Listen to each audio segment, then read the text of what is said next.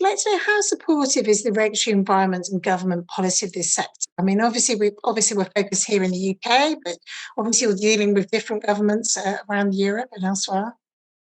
Yeah, so I just sort of pick on three regions. And colleagues on the line will have different regions they'll focus on. So I'll pick the United States, Europe, and the UK, which is where we invest in that order.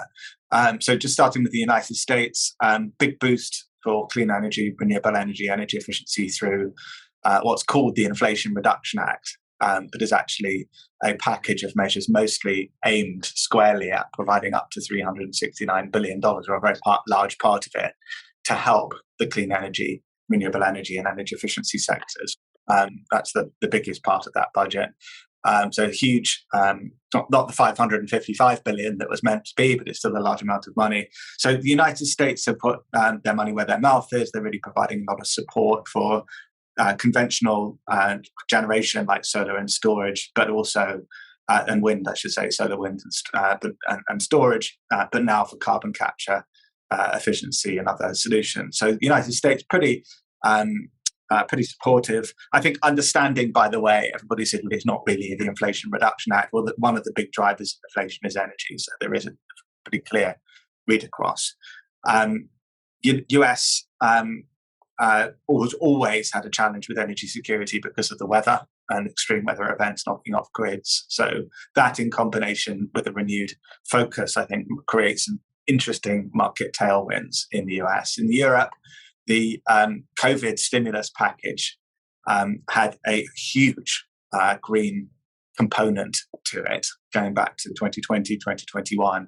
The large part of that we focus on is something called the renovation wave, which is a targeted response to energy productivity and energy efficiency in Europe. It's very big. It's 90 billion of European Commission money, up to 270 billion, including the private sector, on a rolling basis. So it's a large package, and that package of market incentives and support is being rolled out across Europe over the next 5 years. And then lastly on Europe, European policy has really shifted to trying to limit the amount of energy we also waste, particularly post Russia-Ukraine. So 15% mandated reduction in gas, 5% on electricity so far. But I think we're going to see more policies which stimulate and support not just clean energy, but efficient use of energy. UK, in some respects, has a tremendous track record in some respects of clean energy, largest resource, by the way, for offshore wind in the world. But when it comes to how efficiently we use it, we can do a lot better, and completely sort of endorse the comment about balancing technologies, storage, and other factors to enable renewables on the one hand. But I think we've got a huge way to go in efficient use, both on the supply and demand side of energy in the UK. Frankly, which I see as a massive opportunity for productivity gain and growth. So interesting to hear that, Jonathan. There's work for us to do for sure here in the UK. Then, Richard, I mean, obviously you're in a lot of very different markets. How supportive is the environment and government policy of the sector, do you think, in your various markets?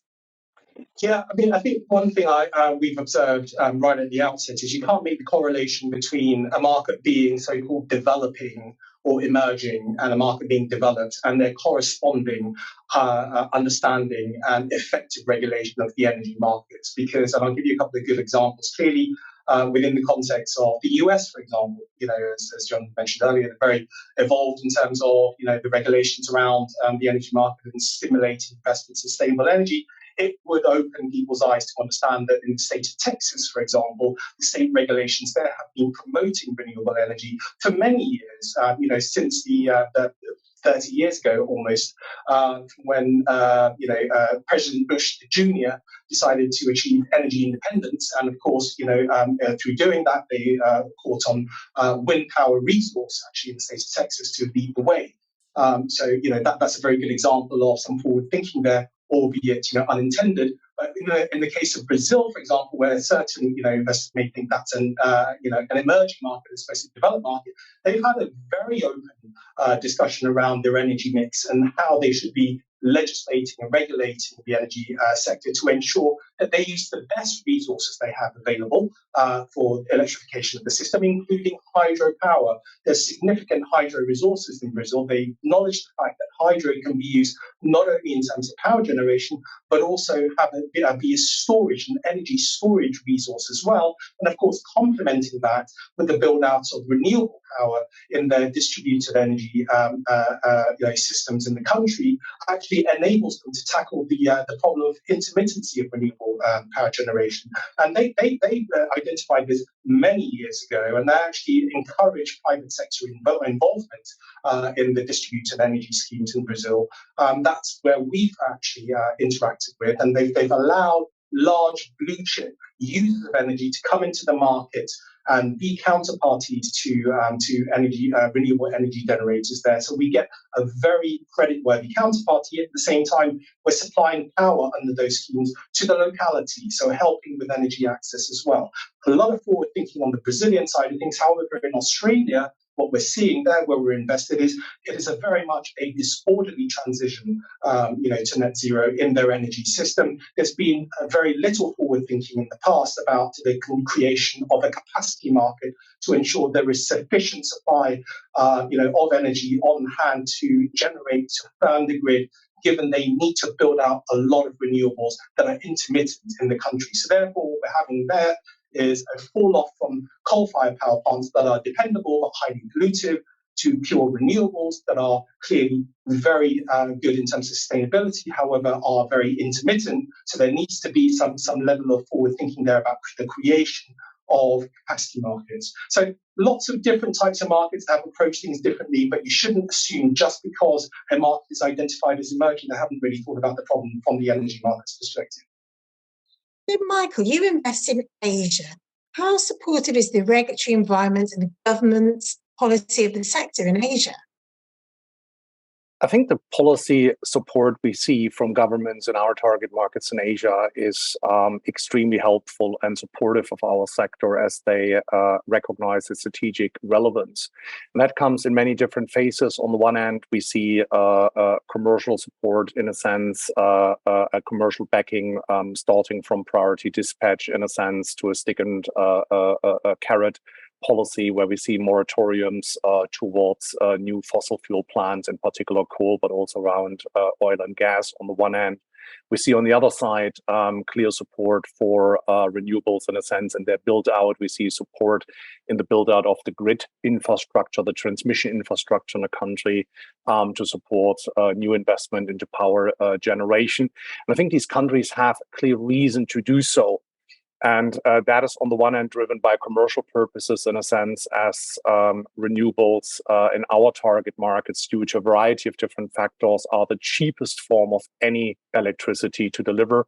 That ranges, in a sense, that to the fact that new plants, in particular in solar, are coming now in 50 to 60% cheaper on a per kilowatt hour basis, in a sense, than actually existing both, but also new coal plants to be built. So that is a very important element we see.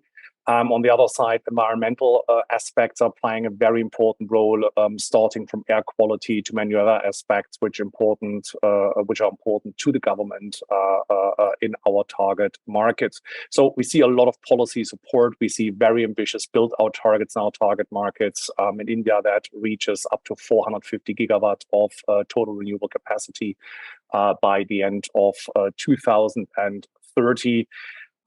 When we compare Asia to Europe, it's probably worthwhile to mention an aspect which is very particular about our strategy, is that the key differentiator is that in Europe and North America, so in the developed parts of the world, it's about substituting, it's about replacing existing capacity in the market. So it's a new for old, in a sense, what we see in Europe, where in the fast-growing economies in Asia, we're adding new capacity to meet new demand in the markets driven by population growth, economic growth, as well as urbanization. So it's new for new.